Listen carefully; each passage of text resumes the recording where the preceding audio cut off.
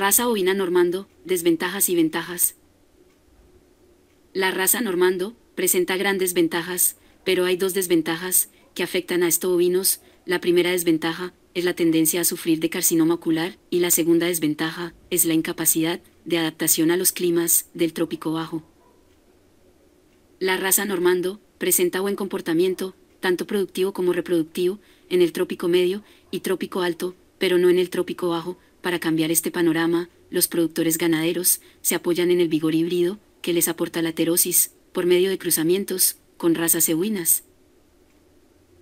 Todo lo bueno siempre tiene su malo. Entre las grandes ventajas de la raza bovina normando, presenta la característica de producir buena calidad de carne, debido a la buena distribución de la grasa, la textura, la terneza, la jugosidad que tiene la carne. En la producción de leche, el producto presenta buena cantidad de grasa, proteína, sólidos totales, presencia importante de la beta-caseína, que es la proteína que permite la formación y el rendimiento en la elaboración de derivados lácteos.